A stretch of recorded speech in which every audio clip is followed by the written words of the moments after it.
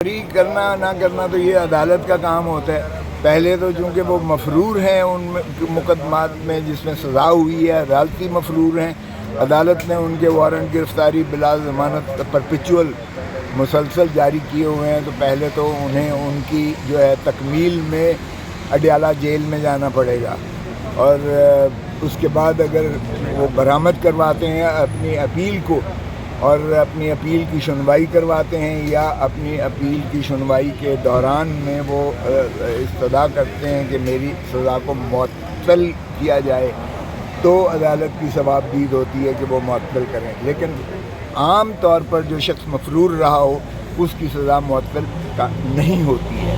اب اس میں کیا ہوتا ہے، اس کے بعد بحث و تمہیز کے بعد ان کا کیا فیصلہ ہوتا ہے، عدالت ان کے فیصلے کو نیچے والے اکاؤنٹیبلٹی کورٹ کے فیصلے کو مسترد بھی کر سکتی ہے، اور عدالت اس کے فیصلے کو جو ہے بحال بھی رکھ سکتی ہے. اچھا سر بتائیے گا، حامد خان صاحب جو کہ عمران خان صاحب کے قریبی ساتھی بھی ہیں، وکیل بھی رہے پاناما کیس میں، انہوں نے کہا ہے کہ نواز شریف کے خلاف جو سزا دی گئی پاناما کیس میں وہ غلط دی گئی تھی، وہ سب ججز جو تھے وہ مینج تھے، عدالت کو مینج کیا گیا تھا. کیا آپ بھی اس بات سے اتفاق کرتے ہیں؟ یہ حامد خان سے پوچھیے، میں بالکل اس سے متفق نہیں ہوں، کیونکہ میں خود اس کیس میں چیئرمین بلاول بھٹو زرداری صاحب نے ایک کمیٹی بنائی تھی. چونکہ میں سیکرٹری جنرل تھا پاکستان پیپلز پارٹی، میں اس کمیٹی کا سربراہ تھا. میرے ساتھ فاروق نائک تھے، اس میں میرے ساتھ جو ہے یہ نیر بخاری صاحب تھے، اور میرے ساتھ جو ہے اس میں یہ رضا ربانی بھی تھے. ہم 4 بندوں کی کمیٹی تھی جس کی سربراہی میں کر رہا تھا. ہم نے یہ کیسز جو ہے پاناما لیک کے سارے اس میں سپریم کورٹ تک ہم نے کنٹیسٹ کیا تھا، اور جب جے آئی ٹی بنی تھی ان کے بھی والیومز ہم نے دیکھے تھے. تو ہماری نظر میں تو اتنا جامع ثبوت ہے، جامع شواہد ہیں کہ، اور اس میں اسحاق ڈار صاحب کا کنفیشنل سٹیٹمنٹ بھی ہے جو انہوں نے جوڈیشل کنفیشن کیا تھا. تو یہ مجھے نہیں سمجھ آتی ہے کہ حامد خان صاحب نے کیسے کہا. یہ باہر کا ہائی کورٹ جو ہے اس سے ماورا ہو کر کے جج کون تھا، ہائی کورٹ ہمیشہ شواہد پر جو ہے فیصلہ کرتی ہے، وہ یہ نہیں دیکھا کرتی کہ جج کون تھا، مینج تھا یا نہیں تھا. اس سے سروکار. اچھا آپ سمجھتے ہیں وہ جو سزا ہوئی ہے نواز شریف صاحب کو وہ ٹھیک ہوئی ہے میاں صاحب؟ دیکھیں یہ تو عدالت نے فیصلہ کرنا ہے، لیکن جو ہم نے اس وقت شواہد اکٹھے کیے تھے چیئرمین بلاول بھٹو زرداری صاحب کی ہدایت پر ہم نے کیے تھے. ہم نے جو بڑی جامع اور مدلل قسم کی اور مفصل تھا اس میں، اس وقت ارشد شریف بھی جو ہے اس کے ریسرچ بھی بہت زیادہ تھی اس معاملے میں، اور میری اس سے بھی 2-3 ملاقاتیں ہوئی تھیں. ہماری نظر میں تو یہ اوپن اینڈ شٹ کیس تھا، اور بہت واضح ثبوت تھے کہ انہوں نے منی لانڈرنگ بھی کی ہے. قاضی فیملی سے جو ہے وہاں یہ اسحاق ڈار صاحب جو ہے ان کے اکاؤنٹس میں لے جا کے پھر لیئرنگ کر کے پھر جو ہے اس طرح ان کو بلیک منی کو کرتے تھے. اور اس طرح کھوسا صاحب، سیاستدان اس وقت آپس میں بیٹھنے کو تیار نہیں ہے. آپ بطور سینئر سیاستدان کیا سمجھتے ہیں جو سیاسی ٹیمپریچر ہے مستقبل قریب میں یہ کوئی کول ڈاؤن ہو سکتا ہے؟ کوئی مذاکرات، ٹیبل ٹاک، اور especially Imran Khan P T I کا کیا مستقبل دیکھ رہے ہیں؟ دیکھیں ایک بات تو میرا یہ ہے کہ ایز اے لائر اور اسٹوڈنٹ آف لا میں سمجھتا ہوں کہ اکاؤنٹیبلٹی بڑی روتھلیس ہونی چاہیے. اس پر تو کوئی کمپرومائز نہیں ہونا چاہیے. جس نے بھی ملک کی دولت لوٹی ہے اس کو حساب دینا چاہیے، اور وہ لوٹی ہوئی دولت واپس آنی چاہیے. ملک کے سارے قرضے سنور جائیں گے. اگر ہم نے اسی طرح جو ہے درگزر کرنا شروع کر دیا تو آپ دیکھیں 50 سال میں یہ تو امیر سے امیر تر ہوتے چلے گئے، اور ملک جو ہے غربت کی دہلیز میں دھکیلا چلا جا رہا ہے، ڈوبا چلا جا رہا ہے. تو یہ کیا وجہ ہے؟ مجھے تو سمجھ نہیں آتی ہے. تو اس لیے اکاؤنٹیبلٹی روتھلیس ہونی چاہیے، ایک بات. دوسری بات یہ ہے کہ جہاں تک تعلق ہے سیاستدانوں کا، دیکھیں سیاستدانوں کو مل بیٹھ کر اپنے فیصلے کرنا چاہیے. جب تک سیاستدان ایک دوسرے کی لیگ پولنگ کرتے رہیں گے تب تک آپ نان اسٹیٹ ایکٹرز جو ہیں ان کو پھر آپ مدعو کریں گے، یا وہ پھر کوئی اور قوت جو ہے مداخلت کریں گے. سیاستدانوں نے جو ایک بیانیہ بنایا جا رہا ہے عدالتوں کے خلاف نواز شریف کے جو ان کو نااہل کیا گیا تھا اس کو لے کر، یا کوئی سپورٹ حاصل ہے، ان کی واپسی کی راہ ہموار کی جا رہی ہے، کوئی بند کمروں میں کوئی فیصلہ کیا گیا ہے، یا ان کو یقین دہانی کرائی گئی ہے کہ ان کو واپس اہل کر دیا جائے گا اور دوبارہ اقتدار میں لایا جائے گا؟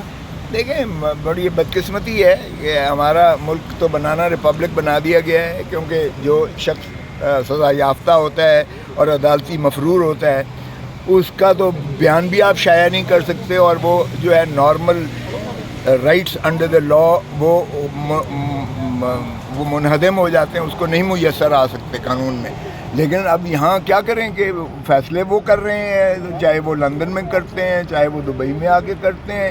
یہ حیرت، اس سے بڑی کیا حیرت ہو سکتی ہے کہ ہم کس جانب جا رہے ہیں. کیا آپ نے جیسے کہا ان کا راہ ہموار کیا جا رہا ہے، ان کے لیے عمر قید جو ہے بندش ختم کر کے، یعنی عمر بھر کی وہ ڈسکوالیفیکیشن نااہلی کو ختم کر کے 5 سال کی کر دی گئی ہے قانون میں.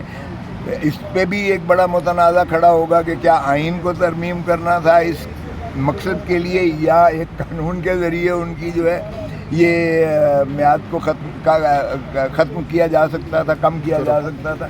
تو یہ ساری چیزیں ہیں جو میں سمجھتا ہوں کہ یہ قانون ایسے بن رہے ہیں جو مخصوص لوگوں کو فائدہ اور مخصوص لوگوں کو نقصان پہنچانے کے لیے کیے جا رہے ہیں. یہ ملک کے مفاد میں نہیں ہے، نہ ہی قانون جو ہے یہ آئین کے مطابق بنایا جا رہا ہے. کھوسا صاحب 75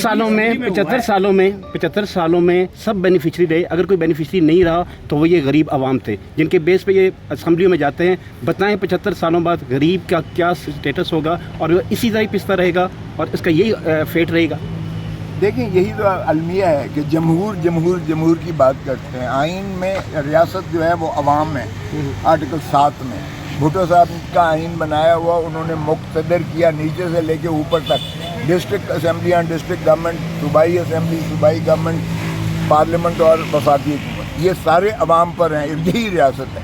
اور آرٹیکل 5 میں انہوں نے کہا لائلٹی ٹو دا اسٹیٹ، وفاداری عوام کے ساتھ، and obedience to the constitution, اور تابعداری آئین کی. اس میں نہ مقتدر حلقہ ہے، نہ عدلیہ ہے، نہ اس میں حکومت ہے. کھوسا صاحب حکومتیں آتی جاتی رہتی ہیں. عوام کو تو ہم نے رول دیا ہے. آپ ٹھیک کہا، جس عوام کے لیے یہ سارا نظام اور سارا کچھ بنا ہے، یہ ملک عوام کے لیے بنا ہے، ہم نے انہی کو روند کے نیچے پھینک دیا ہے. اور ہم اپنا کیا ابھی آپ پیپلز پارٹی کیسے ہیں کھوسا صاحب؟ آپ کو کوئی شک ہے؟ تو وہ تو کہہ رہے ہیں ہم نے آپ کو نکال دیا پارٹی سے. پیپلز پارٹی کس نے کہا ہے؟ وہ کہتے ہیں ڈی نہ، مجھے آج تک نہ کبھی نہیں کیا. یہ غلط خبر چڑھی ہے اور انہوں نے انکار کیا ہے. اور دوسری بات جو ہے بھونڈی حرکت جو کی تھی ایک ایکٹنگ پریزیڈنٹ نے اور ان کے ساتھ ایک کھڑے ہو کے فیصل نے، ان کو میں نے 2 ارب روپے کا نوٹس دیا ہے اور ہر جانا میں لے کے چھوڑوں گا. وہ اس کو کوئی حق نہیں ہے اس قسم کی لغو باتیں کرنے کا جو انہوں نے فرمائی ہیں. اور بات ہوئی ہے زرداری صاحب سے فون پر بات ہوئی ہے آپ کی کوئی؟ گلگت بلتستان وہ آئین بائی دا وے میں نے مندرج کروایا الیکشن کمیشن آف پاکستان. میں سیکرٹری جنرل تھا، آج بھی میں سینٹرل ایگزیکٹو کمیٹی کا ممبر ہوں. سی کے ممبر کو نہ کوئی یہ نیچے والا ایکٹنگ پریزیڈنٹ جو ہے وہ ہٹا سکتا ہے اور نہ اس کو چھیڑ سکتا ہے. صاحب گلگت بلتستان اسمبلی کے ساتھ جو ہو رہا ہے، جس طرح کل وہاں فورسز داخل کی گئی، آئی جی تبدیل کر دیا گیا، سب کچھ ایک یہاں جیسے عدم اعتماد کا پروسیس ہو سکتا تھا وہاں بھی ہو سکتا تھا. اس کو کیسے آپ دیکھتے ہیں؟ پورے ایسا حساس علاقہ ہے. ہاں، تم نے مسنگ پرسن ہونا ہے یا تم نے ایسے سوال کا پوچھو جن کا میرے پاس کیا جواب ہو سکتا ہے. دیکھیں میں تو سمجھتا ہوں کہ ہر چیز جو ہے آئین اور قانون کے مطابق ہونی چاہیے. عوام کو اگر ہم مقتدر نہیں کریں گے، عوام کے حقوق سلب کریں گے تو پھر ہم بنانا ریپبلک کی کہہ سکتے ہیں. پھر آئین اور قانون کی جو ہے یہاں کوئی پاکستان میں. آپ آخری سوال، آپ ابھی پیپلز پارٹی کا حصہ ہیں. عمران خان آصف زرداری صاحب پر پیپلز پارٹی نون لیگ دونوں کو ایک ہی کیٹیگری میں لاتے ہیں، تو کیا ایگری کرتے ہیں جب وہ آصف زرداری صاحب کو بھی چور چور کہتے ہیں عمران خان صاحب؟ دیکھیں میں تو ویسے ہی آج تک میں کسی کو ایسے لفظ نہیں کہتا جو میری نزدیک مناسب نہ ہو. ہماری اپنا ایک بلوچ ہیں، سرائکی ہیں، ہماری ایک روایات ہیں. ہم کسی کو دشنام درازی سے اعتراض کرتے ہیں، نہیں کہتے ہیں. تو اس لیے یہ ان سے پوچھیں جو کہتے ہیں. میں تو اس معاملے میں سچی بات ہے کہ میں اخلاقیات سے کوئی نیچے والی بات نہیں کروں. اس معاملے پر اختلاف رکھتے ہیں آپ عمران خان سے؟ میرا اختلاف بالکل ہے. دیکھیں میں عمران کی وکالت کر رہا ہوں. ادھر میں نے محسن بیگ کی وکالت کی ہے. ایک ہی دن لگے ہوئے تھے کیسز. اس میں وہ عمران نے زیادتی کی، میں اس مظلوم کے ساتھ ہوں. بہت اچھی بات. اگر یہاں عمران کے ساتھ کوئی زیادتی ہو رہی ہے تو میں عمران کی وکالت کر رہا ہوں. میں پاکستان کا وکیل ہوں، میں کسی پارٹی کا وکیل نہیں ہوں.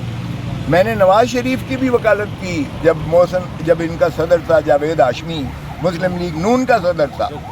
राजा ज़फ़रुल्लाह हक चेयरमैन थे, उन पर सेडिशन बनी थी, मैंने उसकी भी वकालत की थी।